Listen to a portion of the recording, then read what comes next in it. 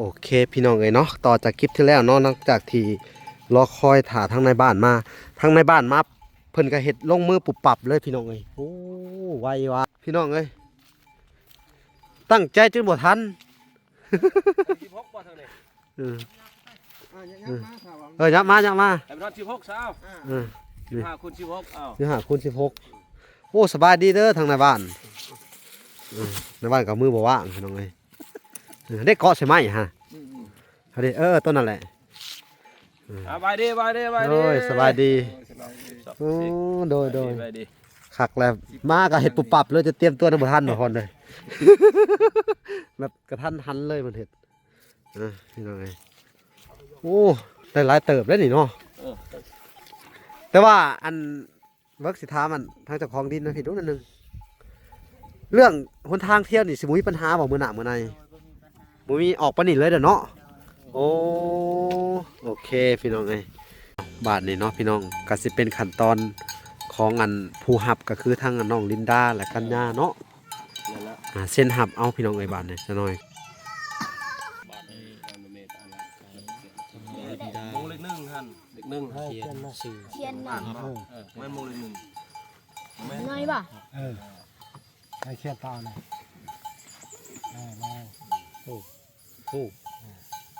โอ้ลินดา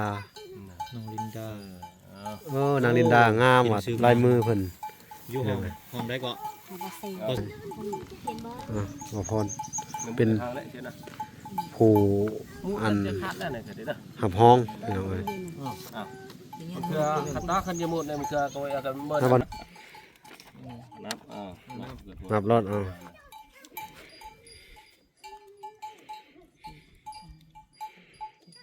8 ล้านทั่วโอเคพี่น้องเอ้ยเนาะคือว่าเรียบร้อยกันยังเหลือแต่ค่าในบ้านบาดนี่เนาะเดี๋ยวเวลาสิรับภาระเองพี่น้องเอ้ยเนาะอันนี้ก็เป็นจุดประสงค์ของทางผู้ใหญ่คือกันแหละพี่น้องเอ้ยเกี่ยวกับการสมทบที่ดินพี่น้องเอ้ยเนาะทางเวลาก็สิได้มอบเงินของทางอ้ายซาลิก้าพี่น้องเอ้ยเพิ่นอยู่ทางสวิตเซอร์แลนด์เนาะก็เป็นจำนวนเท่าไหร่700,000นะโดย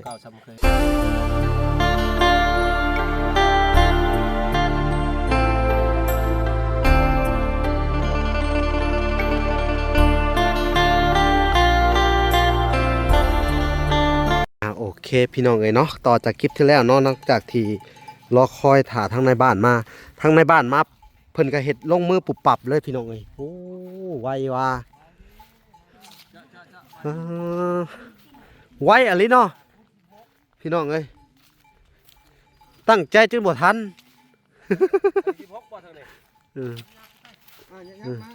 ยับมาไอ้รถ16เช้า15 คูณ 16อ้าว15 คูณ 16โอ้สบายดีเด้อทางในบ้านในบ้านก็มือบ่ว่างพี่น้องเอ้ยได้เกาะใช่ไหมฮะเอาดิต้นนั่นแหละบายดีโอ้ยสบายดีโอ้โดยคักแล้วมาก็เห็ดปุบปับเลยจะเตรียมตัวในบ่ทันบ่พอนเลยแบบกระทันหันเลยมันเห็ดพี่น้องเอ้ยไปเบิ่งเพิ่นคุดเลยเจ้าของดินเพิ่นคุดเลย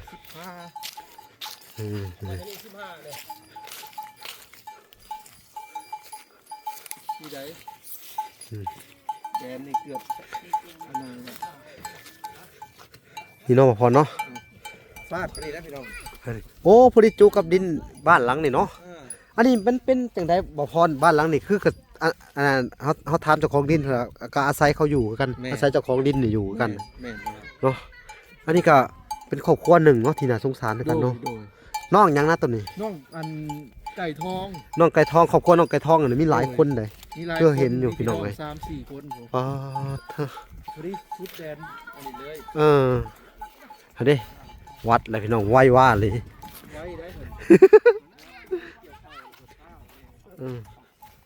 หัดดิโอ้ได้หลายเติบแล้วนี่เนาะแต่ว่าอันเวิร์กสิท้ามันทางเจ้าของดินนะพี่ดูนั่นนึง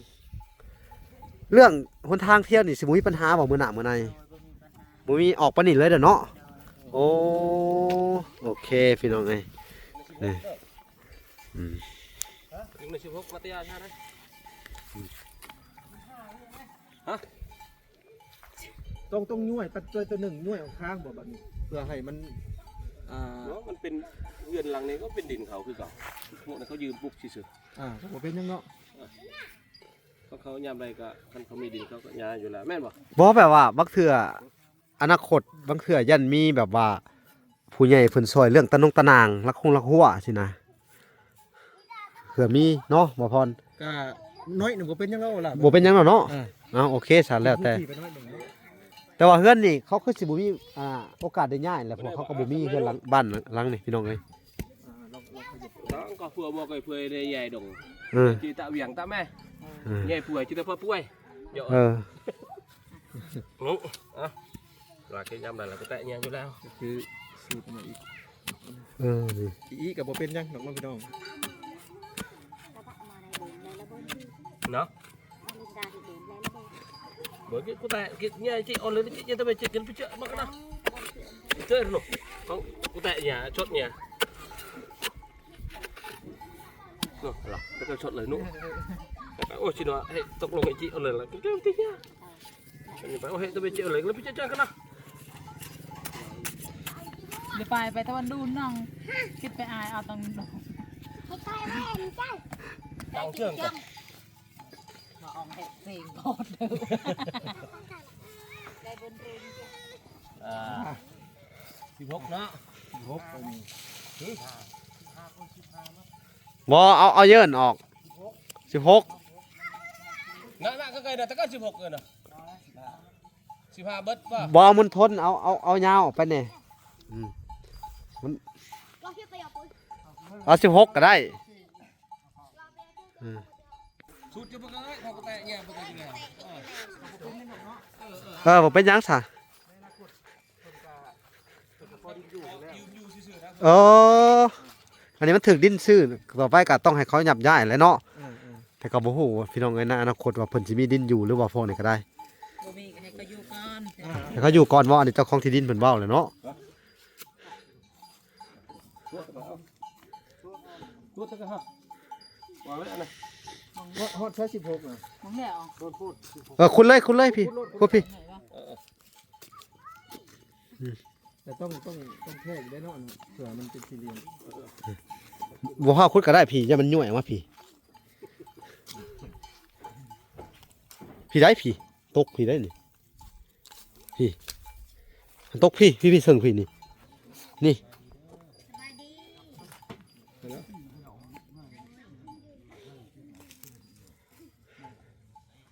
ปลาละลูกมาเลยเตะ พี่ 16 hắn đưa vào 16 นี่เสิ่งนี่ 16 ao 16 khút đấy ao นี่ khút lọt 16บ่ให้มันได้16เอาไปสิก็ได้จ้ะ อยู่กับเสาเฮือนเลย แม่น เอามาทางนี้16แต่ว่ามันเด้อเสา มันเด้อกลับบ้านหลังไหนเด้ แล้วก็ บ่นอน เอาไป16ตัวนั้นทางไหน16 ออกมาทางข้างด้านข้าง เพราะว่า ต่ำเพื่อนเนาะ ไปคุณมา ของมือมีได้กับของยาเนี่ยเด้อ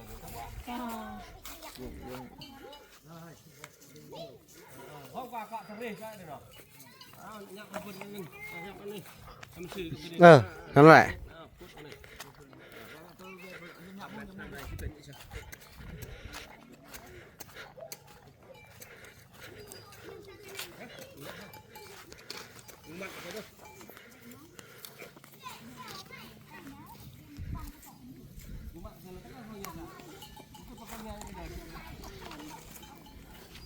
ไหนบ้านน้ำยักษ์ข้างเหรอทำลูกรัง จะโตสู้มือเต้าคือโตสู้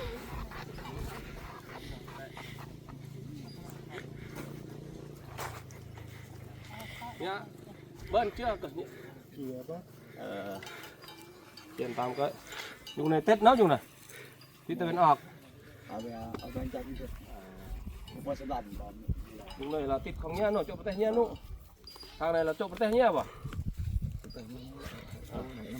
thằng này chỗ tay mới nụ thằng này nấu tao là thằng này มอนะตะบอนนะมันก็เดี๋ยวให้เลยจะขายให้ไหมเถอะอะไร จบไปจบได้เลยก็ได้เลยตัวไปจบก็แต่มาไหนเนี่ยดอกอะไรกันไม่ยังเดินไปเชื่อ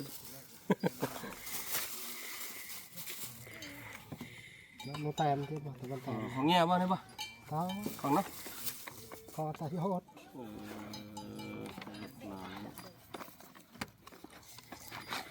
มัน10 เมตรแต่มัน50เ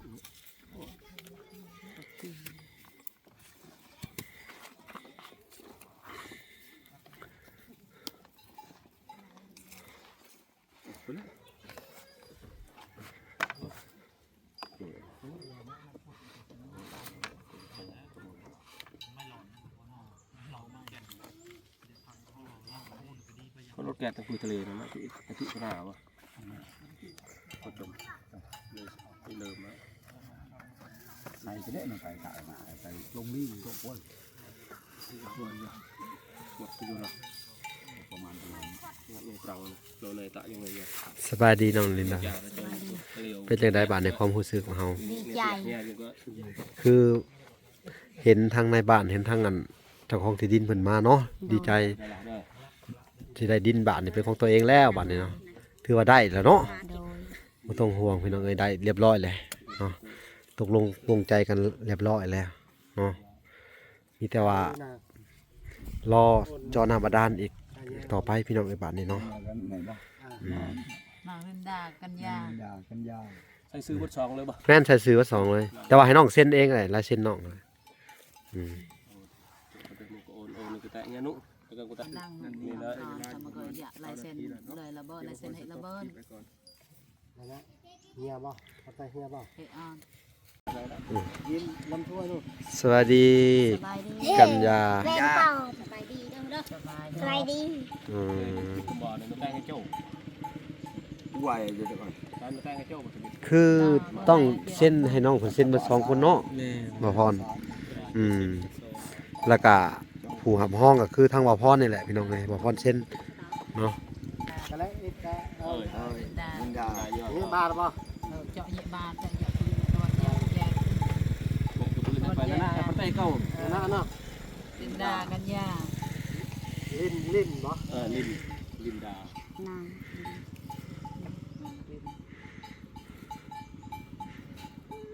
เป็นยังไงน้องดีใจป่ะ โดยดีใจ ปัญญา กันยาเนาะ กันยา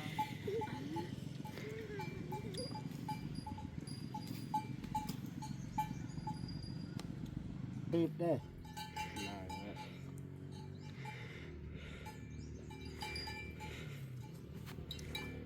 เด็ก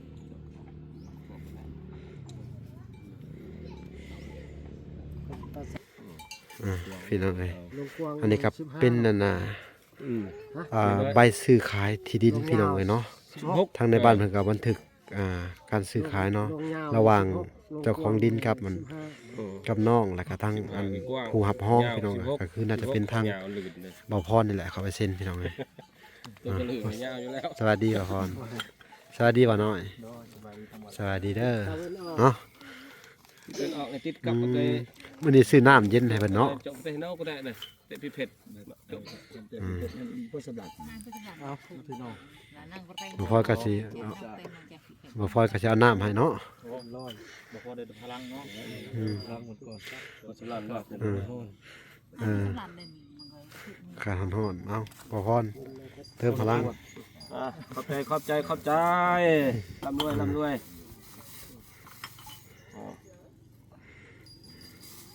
อ้าวนี่ไหวนะวันนี้มันก็เคียนครับต้นไหว ตับแข็งตับบอกไปทำงานเนี่ยครับ บาทนี่เนาะพี่น้องก็สิเป็นขั้นตอนของอันผู้หับก็คือทางอันน้องลินดาและกัญญาเนาะ นั่นละ เส้นหับเอาพี่น้องไอ้บาทนี่จะน้อยครับพอเพิ่นลงบันทึกตัวนั้นแล้วก็ใช่ไหมให้เขียนผู้หับพี่น้องไอ้บาทนี่ ผู้มาอ่อนเจาะไปนะเขาเคียนในกระต่ายเชียวตะบันตราคนพยานเจาะมานะบาทไอ้อันเมตอันละวงเล็ก1 5 หันเด็กหนึ่ง เขียนชื่อ เทียนหน่อย ไม่โมเลยหนึ่ง หน่อยป่ะ ให้เขียนตาเลยแล้ว โอ้โอ้โอ้ ลินดา น้องลินดา นางลินดางามว่ะลายมือเพิ่น อยู่ห้องได้ก็ มาใส่ ป .4 เนาะ อันนั้นเป็นพยานนำก็ได้เป็นพยานให้ลูก บ่พรมาให้พรถ่ายให้ทำให้บ่พรนะ จังได๋ อืม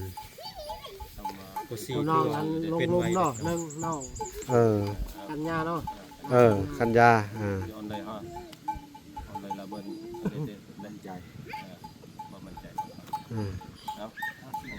มาสิถ่ายพรถ่ายให้ เห็นบ่ บ่พร เป็นทางแล้วใช่นะ ผู้อัน จะคัดได้ไหนก็ได้ หับห้องพี่น้องเอ้ย เพื่อคัดตาคันยมุดเนี่ยมันคือตัวอาการเมื่อ ถ้าบ่น้อยก็ได้ ขึ้นแล้วก็พวก ถ้าไปบ่น้อย ครอบครัวทุกอย่างเลยแล้วก็ให้ได้ในจั่วละต้องเปิด เป็นพยานเนาะพี่น้อง เจ้าของขึ้นหาวันนี้ผู้ทุกข์มันเข้าโรงเรียนน่ะ แม่แนว มันนั่นแหละ ใส่ถุงมือมีเงินก็ชุบมีสุดมีแทงมีปึ้มมีซอเนาะก็จะไม่ได้เขาเยอะนั้นเลย เพราะว่าเราอยากสร้างสร้างพื้นนี้สิกายตัวนี้มีนะเป็นบ้านไปหรอเป็นตัวเบี้ยวเนี่ย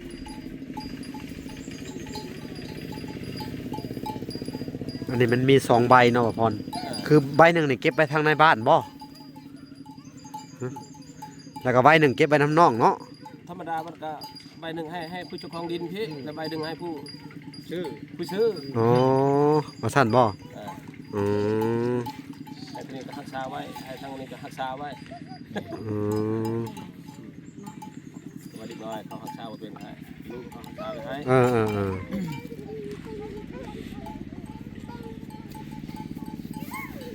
ไอ้ลูกมันพออาจวนนะลูกไม่ลง พี่น้องเอ้ยเส้น2เถื่อบาด วันหนึ่งประซองก็เห็นแบบนั้น เดินคันนี้ออนในเมืองคันนี้ลงเมินนั่นดังเด้อปะปะเก่าเจอเนี่ยคุยเดินปะปะครูอาจารย์คุยศึกษากันเลย นางลินดา เลยรับอีกหลังจากรับปะประเด็นสี่จุดมือเสร็จเลย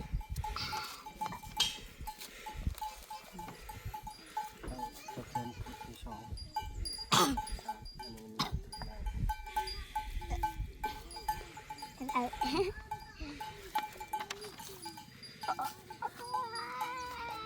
บ่น้อยก็บ่พรเป็นผู้ยืนยันให้พี่น้องเอ้ยบาดนี่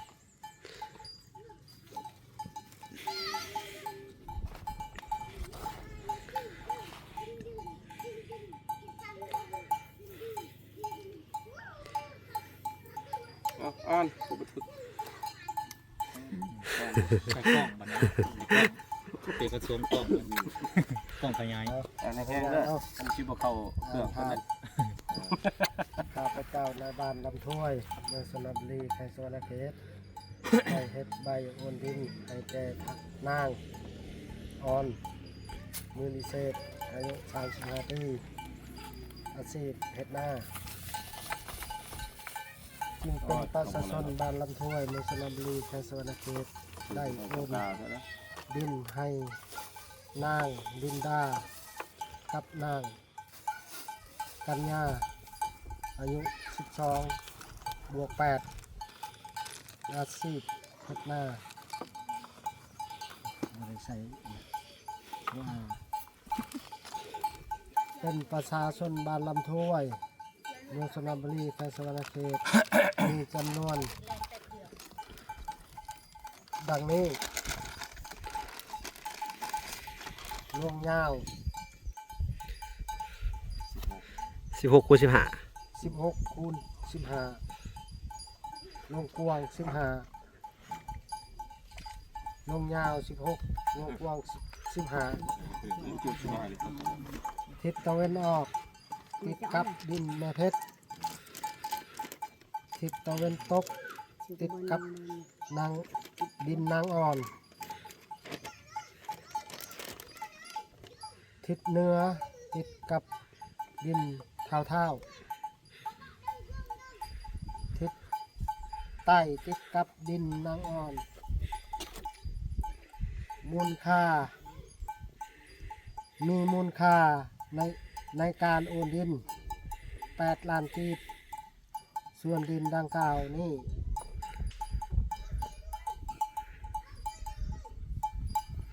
ส ส่วนดินดังกล่าวนี้นางอ่อนมือนิเศษบ่มีสิทธิ์ทวงคืน และนำใส่ต่อไป ได้มอบโอนให้นางลินดากับนางกัญญาเอื้อยกับน้องที่ลำถ้วย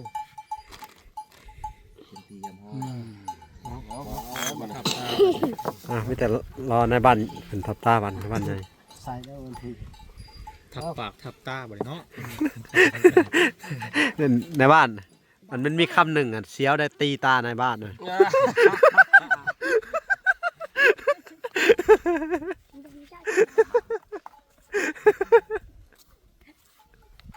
เส้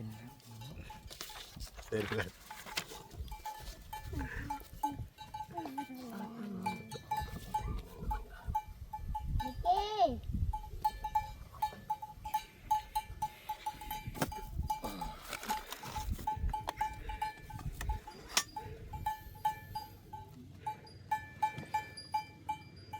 เรียบร้อยบ้าน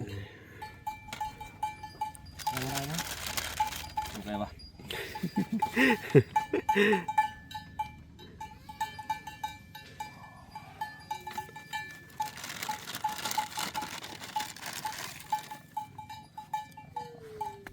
เชื่อที่สี่ป่ะ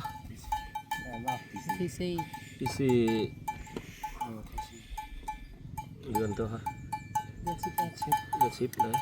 เป็นเดือน11 เดือนสิบเลยป่ะ 12แล้วแมันบ่ ผมบอก เฮ็ดเนาะ อืม เผาไปใช่เลย เผาเถาก่อน เผา สองพัน สองห้า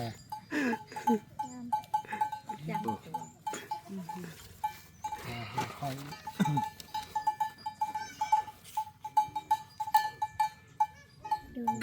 เส้นกันเลยเส้นน้ำมันอะไร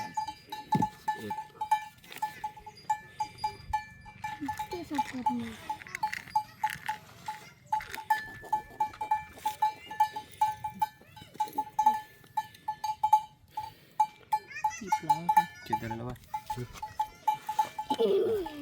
กูบันทึกตอนมาตัวเจ้าอ่อน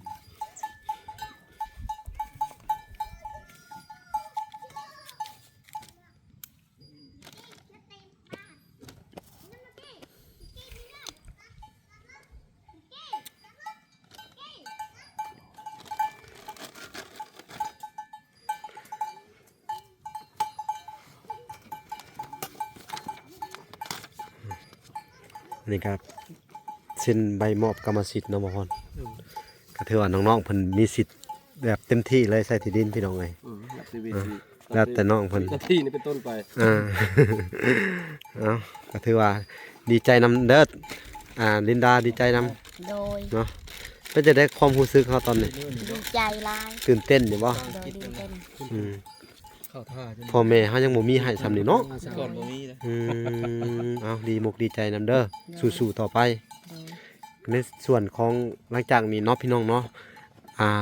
น้องเพิ่นได้ที่ดินแล้วเขาก็นี่แหละมาอัปเดตมึงขั้นตอนต่อไปเนาะพี่น้องว่าสิมีหยังเกิดขึ้นกับผักทุกคนไปติดตามอันนำกันพี่น้องเอ้ยเนาะในใจก็อยากให้น้องเพิ่นได้เฮือนนั่นแหละพี่น้องแต่ว่าตอนนี้ทางเว้าล่ะก็ยังบ่มีงบเฮ็ดเฮือนเฮ็ดซ่านเนาะพี่น้องแต่ว่าเรื่องงบของห้องน้ำก็หรือว่าทางน้ำบาดาลพี่น้องเอ้ยก็น่าจะมีอยู่พี่น้องเอ้ยเนาะเพราะว่าเพิ่นก็บอกคร่าวๆมาพี่น้องเอ้ย ไปบนนี้ไปคือตักหมดเลยสิซ้ำเก่าฮะละซ้ำคือเฮ็ดฮะละนายสะดวกนะ ขึ้นมา เดี๋ยวสิมอบ เอ้าอันนี้มอบให้ทางนี้ ไอ้จับใบ ครับ กรรมสิทธิ์ไปที่มันลำลอยเลยเอ้าตรงนี้ จะไปพับเป็นจรวดเจิดดิ พี่น้องเลย ยังคือด้วนน้องลินดา อ่ะ เสร็จเรียบร้อยก็ขั้นตอนสุดท้ายก็จ่ายเงิน นับนับรถเอา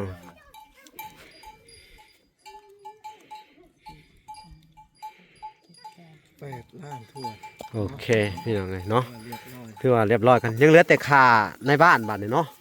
เดี๋ยวเวลาสิรับภาระเองพี่น้องเลยเนาะ อันนี้ก็เป็นจุดประสงค์ของทางผู้ใหญ่คือกันแหละพี่น้องเอ้ยเกี่ยวกับการสมทบที่ดินพี่น้องเอ้ยเนาะทางวลาก็สิได้มอบเงินของทางอ้ายซาลิกาพี่น้องเอ้ยเพิ่นอยู่ทางสวิตเซอร์แลนด์เนาะก็เป็นจำนวนเท่าไหร่700,000นะ เจ้า โดย เก่าซ้ำเคย สำเก่าเนาะพี่น้องเนาะก็จะได้มอบให้ทางในบ้านเพิ่นแล้วก็คณะบ้านเนาะพี่น้องผู้รับผิดชอบเวียกงานตัวนี้เนาะทางวลาก็จะได้มอบเลยพี่น้องเอ้ยโอเคเนาะพี่น้องบาทนี้ก็สิได้มอบเงินให้ทางค่าหนังเสียนหนังสือเนาะหรือว่าค่าใบน้ำตาลก็ว่าแม่นเนาะ ข้าววัดแท้ ค่าวัดแท้ค่าใบบันทึกเนาะ เรียมกันเรียม ค่าธรรมเนียมเนาะทางในบ้าน700,000เนาะนับเบิ่งโอเคพี่น้องเอ้ย จบกัน โอเค เย้ได้ที่ดินเลยดีใจหลาย ดีใจ ใจ ใจลายบ่ อืม ก็อยากให้ทั้งน้องลินดาแล้วก็น้องกัญญา ขอบบุญขอบคุณ ขอบคุณผู้ใจดี ใจไปได้ละ ทุกทาน ใจหลายๆเด้อผู้ใจดีทั้ง หลาย ทานขอให้มีแต่ความสุขความเจริญความเจ็บอิสดายความใครอิสมีให้มีแต่ความสุขความเจ็บก็บ่ต้องมีเด้อให้ร่ำให้รวยเด้อหาเงินหาคำก็ให้ได้สาธุ สาธุพี่น้องเลยนี่แหละ สุดยอดเลยพี่น้องเลยเนาะมื้อนี้ก็เป็นมื้อ เหลือแล้วเช้าไปกิน สันวันดีพี่น้องเลยโชคดีเนาะมื้อนี้น้องก็ได้ดินไปที่หำห้อยเนาะก็สิได้ นี่แหละพี่น้องเอ้ย ผักหลายเนาะน้องบ่พรเนาะดีใจน้ำน้องเพิ่นเนาะทางสุเฮากะนี่แหละก็สิได้มาติดตามใหม่อีกทีเนาะในส่วนของอนาคตเนาะกะทางทีมงานเฮาอะไรกะทางวลาเนาะกะอยากให้น้องมีเฮือนนั่นแหละแต่ว่าหัวเสียจังใดพี่น้องขายไปเรื่อยๆน้องบ่พรถ้าใครมีอีหยังกะมาสมทบกันทุกคนเนาะในทีมงานเฮาพี่น้องไงเนาะเอาเขากะมาติดตามตอนต่อไปคือว่าเนาะพี่น้องก็สิได้มาถ่ายมาหยังคือเก่าหั่นแหละพี่น้องเด้อสู้ๆเด้อจ้าบัดนี้เด้อได้ดินแล้วก็คือเป็นขั้นตอนหนึ่งเนาะพี่น้องที่ว่า เริ่มต้นเนาะ ขั้นตอนเริ่มต้นแล้วก็ดีใจนำน้องๆเนาะแล้วก็ทางเจ้าของที่ดินเพิ่นก็ใจดีลดให้ตั้งกว่าครึ่งหนึ่งเนาะเพราะตะกี้ ตะกี้เพิ่นเอิ้น15 15ล้าน 8 9 10 11 12 45ครึ่งเกือบครึ่งบ่ล่ะ เกือบครึ่งแม่น 5ล้านบาทเพิ่นลดลง8ล้าน กะเพิ่นคือเห็นสงสารเด็กๆกันแหละเนาะนี่พี่น้องเอ้ยนี่แหละลูกกำพร้าเพราะว่า15ล้านนี่มันก็บ่ธรรมดาได้เงินเพื่อช่วงเฮาสิหามาได้ถ้าว่าต่อเพิ่นนี่ก็มันก็สิรออีกยืดยาวเพื่อสิได้เงินสมทบเข้ามาอีกเนาะ แม่ บางเทื่อเขาได้8ล้านถ้า15ล้านเขาก็อีก6ล้าน7ล้านเขาก็สามารถไปซื้อไม้ซื้อตอกมา แม่น ให้เริ่มต้นให้น้องเพิ่นได้อีกเนาะในส่วนของต่อไปกับพังเบิ่งพี่น้องเอ้ยก็สิได้เฮ็ดน้ำบาดาลต่อเนาะก็มีผู้ใหญ่ใจดีเพิ่นก็เสนอเข้ามาแล้วเนาะเรื่องของน้ำบาดาลพี่น้องเอ้ยก็พังเบิ่งอีก2-3 มื้อนี่แหละสิได้เจาะให้เพิ่นเลยเนาะบ่พอเนาะโอเคเนาะคลิปนี้ก็บ่มีหยังหลายพี่น้องเอ้ยเนาะคือเป็นการซื้อที่ดินให้ทางน้องลินดาเพิ่นก็เสร็จสิ้นเป็นที่เรียบร้อยเนาะสะดวกสบายซื้อง่ายเนาะพี่น้องเอ้ยก็ขอให้ทุกคนฝากติดตามคลิปตอนต่อไปคลิปนี้ก็สิได้จบลงก่อนนะพี่น้องบ่มีหยังหลายก็ขอให้โอเคผู้ใหญ่ใจดีทุกท่านจงมีแต่ความสุขความเจริญเนาะช่วยเหลือน้องลินดากับน้องกัญญาผู้ที่เป็นลูกกำพร้าพี่น้องเอ้ยเนาะก็ขอให้ได้บุญกุศลหลายๆเด้อผู้ใหญ่ใจดีทุกท่านเนาะพบพอกันใหม่อีกคลิปหน้าคลิปนี้ขอกล่าวคำว่าสบายดีและสวัสดีพี่น้องพอกันใหม่บ๊ายบาย